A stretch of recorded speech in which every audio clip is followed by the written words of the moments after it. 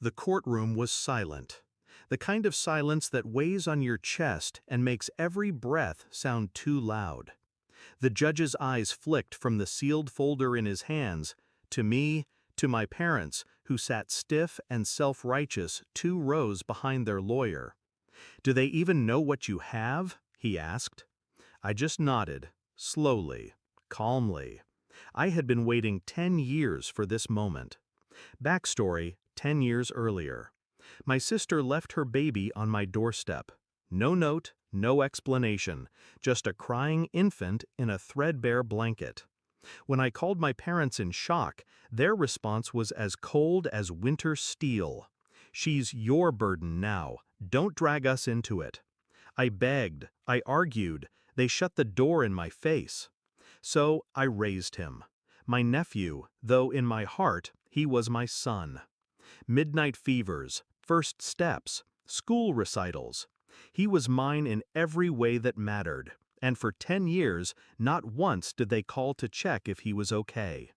Until suddenly, they wanted him back. The betrayal. The lawsuit landed on my desk like a grenade. My parents were suing me for custody. Their claim? That I had kept their grandson from them, that I had alienated them. Alienated. The word made me laugh.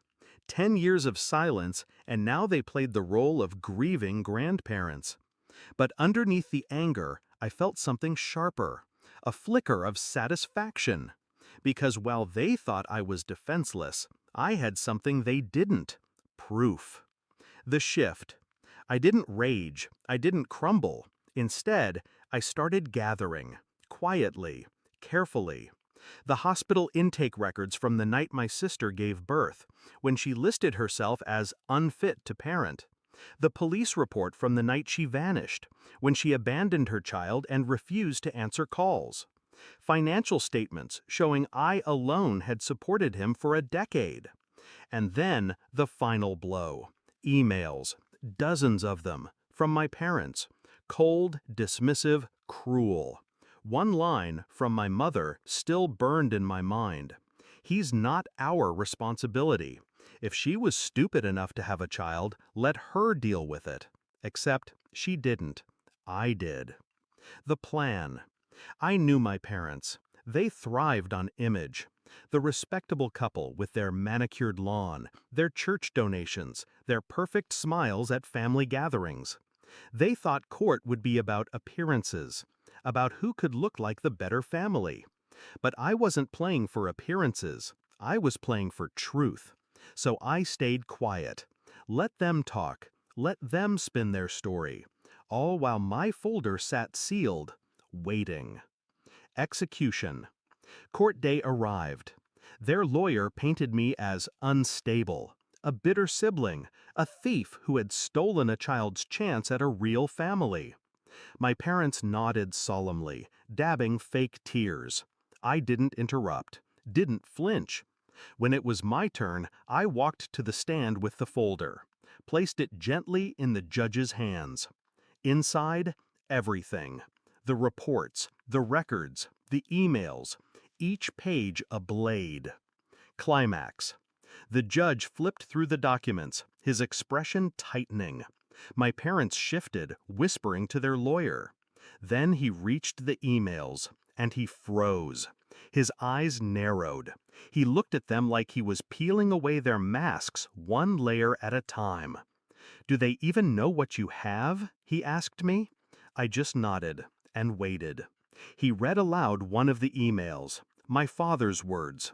"We're not babysitters. That child is nothing to us." The courtroom went still. My parents' faces drained of color. I looked at them for the first time that day, really looked, and for once, they had nothing to say. Resolution.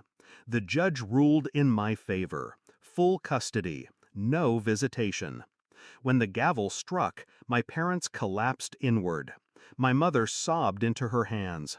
My father stared at the floorboards, shaking his head, as if disbelief could rewrite history. But I didn't feel pity. For 10 years I carried the weight they abandoned. For 10 years, I gave that boy love, stability, and a home. And in one sealed folder, I made them face the truth they had buried. As we left the courtroom, my son reached for my hand. "Are they gone for good?" he asked. I squeezed his fingers. "Yes," I said, "they're gone." And for the first time in 10 years, the burden wasn't mine. Because revenge doesn't always come with fire and fury. Sometimes it comes in silence, in patience, in the simple act of making someone finally face the life they chose to.